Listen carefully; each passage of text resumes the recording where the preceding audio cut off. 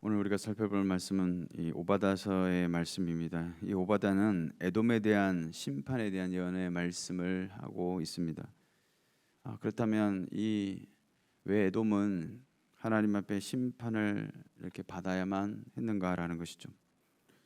한마디로 말하면 에돔이 하나님의 백성인 이스라엘을 괴롭혔기 때문에 그렇다는 것입니다. 어떻게 괴롭혔는가 하면 남유다를 정복하고 약탈하는 바벨론을 도와서 이 이스라엘을 괴롭혔던 것이죠.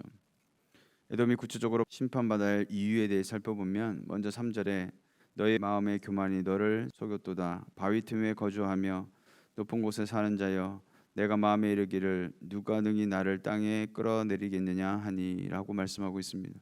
에돔은 오늘 3절의 이 말씀처럼 교만했다고 성경은 말씀합니다. 그렇다면 그들이 교만해진 이유가 무엇이냐라는 것이죠. 에돔이 사는 지역을 보면 요단강 사해 남동쪽에 세일산을 중심으로 작은 왕국을 구성하고 그들이 살았다는 것입니다. 그들이 거하던 이 세일산은 한마디로 말하면 천혜의 요새와 같은 그런 지역이었다는 것이죠. 해발이 무려 1500m가 넘었으며 깎아지르는 듯한 이 수많은 바위들은 그들을 어떤 외적으로부터 그 침공으로부터 보호하는 난공불락의 요새 역할을 하였다는 것입니다.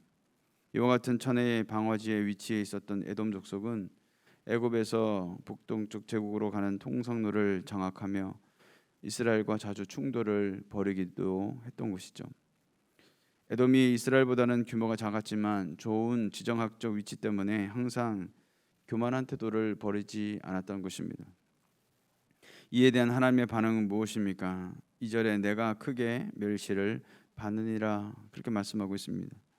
하나님께서 에돔을 작은 나라로 만드셨고 멸시 받음을 완료형으로 표현하고 있는데 이는 과거에 이미 그런 존재로 만드셨다는 것이 아니라 미래에 반드시 그렇게 하실 것이라는 사실과 무가치한 민족으로 만들 것이라는 사실을 선언하고 계신 것이죠. 이처럼 미래에 되어질 일이지만 이를 완료형으로 표현한 것은 하나님의 작정 가운데 이미 결정된 일이며 하나님께서 작정하신 이상 그것은 반드시 이루어질 것이라는 사실을 말씀해주고 있는 것입니다. 또한 3절에 말한 대로 누가 능히 나를 땅에 끌어내리겠느냐라는 말에 대해서 4절에서 내가 거기서 너를 끌어내리리라 그렇게 말씀하고 있습니다. 에돔은 스스로 누구도 자신들을 몰락시킬 수 없다는 사실에 그런 확신에 사로잡혀 살아왔던 것이죠. 여기에 누가라는 표현 속에는 이방 나라들뿐만 아니라 온 우주를 통치하시는 하나님까지 포함된 그런 표현인 것입니다. 그러나 아무리 난공불락의 요새를 할지라도 과연 하나님께 안 되는 일이 있겠느냐라는 것이죠. 3절에 그래서 너의 마음의 교만이 너를 속였도다라고 말씀하고 있는 것입니다. 무슨 말이겠습니까? 자신이 자신의 교만한 마음 때문에 스스로 미혹을 당하고 말았다는 사실이죠. 스스로 우월감에 빠져 다른 민족을 얕잡아 보는 행위가 그들을 자랑스럽게 만들 것이라고 생각했지만 현실은 정반대로 교만한 태도 때문에 주변 민족들로부터 공경을 당하고 결국에는 패망에 이르고 말게 된다는 사실을 말씀해주고 있는 것이죠. 사랑하는 성도 여러분, 교만은 하나님을 마음에 모시지 않는 자들에게 나타나는 동일한 특성과 같습니다. 하나님을 믿지 않기에 그들 자신의 힘과 능력이 삶을 풍요롭게 할 수 있다고 그렇게 믿고 있는 것이죠. 그렇게 하나님 앞에 나아가려고 할 줄도 경배하며 기도하려고 하지도 않는 것입니다. 결국 교만은 패망의 선봉이요 거만한 마음은 넘어짐의 앞잡이다 라는 이 잠언의 말씀대로 결국은 스스로 패망의 길로 들어서고 마는 것이죠. 그러므로 오늘 저와 여러분은 교만한 마음에 미혹되지 않도록 주의하며 항상 끼어서 주님 앞에 겸손한 삶을 살아가게 되시기를 주님의 이름으로 축원을 드리겠습니다. 에돔이 심판받는 두 번째 이유는 무엇인가? 10절에 보시면 내가 내 형제 야곱에게 행한 포악으로 말미암아 부끄러움을 당하고 영원히 멸절되리라 그렇게 말씀하고 있습니다. 6절에서 에돔을 에서로 표현하고 있는 것은 에돔 족속의 조상이 에서이기 때문에 그렇습니다. 이스라엘의 조상은 야곱이기에 에서와 야곱은 쌍둥이 형제였다는 것이죠. 다시 말해 형제 국가임에도 불구하고 10절의 표현처럼 형제 야곱에게 행한 포악에 대해서 성경은 말씀하고 있습니다. 즉 예루살렘이 바벨론에 의해 멸망을 당할 때 에돔이 예루살렘에 보였던 태도와 관련되어 있는 것이죠. 그들은 유다 족속에 대한 적대감 때문에 바벨론 제국에 의해 유다가 멸망하는 것을 보면서 이를 자기들의 기쁨으로 생각했다는 것이죠. 뿐만 아니라 약탈자들의 편에 합류하여서 유다의 성읍들에 들어가 각종 재물을 약탈하는 듯 갖가지 악행을 자행했다라는 것입니다. 이는 에돔의 죄 역시 너무나도 악하여 노아 시대의 죄에 비견될 정도로 크며 이로 인하여서 멸망할 수밖에 없음을 나타내주고 있는 것이죠. 그 결과가 무엇입니까? 6절에 에서가 어찌 그리 수탈되었으며 그 감추인 보물이 어찌 그리 빼앗겼는고라고 말씀하고 있습니다. 무슨 말인가 하면 에돔이 벌어들인 재물을 험준한 지형을 이용하여 비축해 두었던 것들이 하나도 남김없이 탈탈 털리게 됨을 말씀하고 있는 것이죠. 7절과 9절에서는 동맹군들의 배신으로 에돔 사람들이 어리석게 살육당할 것을 예언하고 있습니다.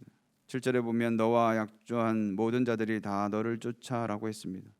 또 너와 화목하던 자들이 너를 속여 이기며 내 먹을 것을 먹는 자들이 내 아래 함정을 파니라고 말씀하고 있습니다. 무슨 말이겠습니까? 이 세 부류는 모두 다 과거에 에돔 족속과 깊은 우호 관계에 있었던 민족들로서 모압, 암몬 등의 작은 나라와 바벨론 제국을 지칭하는 표현입니다. 에돔은 전통적으로 인구가 적고 군사력이 약했으며 작은 영토를 가지고 있었다는 것이죠.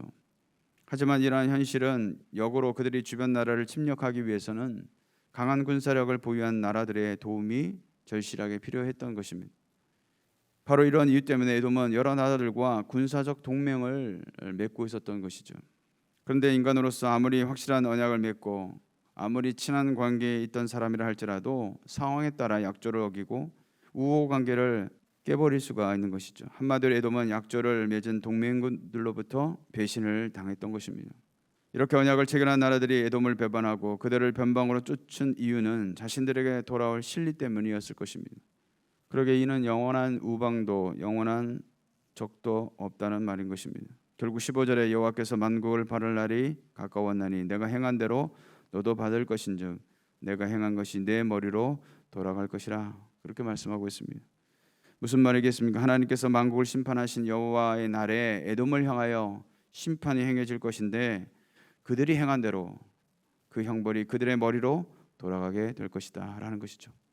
사랑하는 성도 여러분, 믿음을 쫓아 살아가다가도 비록 하나님의 준엄한 심판이 이루어지기 전에 악인이 부당한 형통을 누리는 이 불의한 현실은 상대적으로 의를 행하는 성도들의 삶에 고난을 초래하고 또 의인들을 혼돈과 절망의 자리에 몰아넣기도 합니다. 왜 이렇게 악인들은 저렇게 잘 살까? 악인들은 이렇게 형통할까라고 낙심케 하는 원인이 되기도 하죠. 그러나 우리가 그들을 낙심하거나 불허할 필요가 하나도 없습니다. 왜냐하면 결국 그들은 망할 수밖에 없는 자들이기 때문에 그렇습니다. 왜냐하면 하나님께서 마지막 심판 날에 공의대로 사람이 무엇을 행한 행위대로 그 심판을 내리시기 때문에 그렇다는 것이죠. 그러기에 오늘 하루를 살아가실 때에 저와 여러분의 삶이 하나님 앞에 부끄럽지 않고 정직하며 진실한 삶을 살아감으로 결국에는 그 믿음을 가지고 승리할 수 있는 저와 여러분 되시기를 주님의 이름으로 축원드리겠습니다.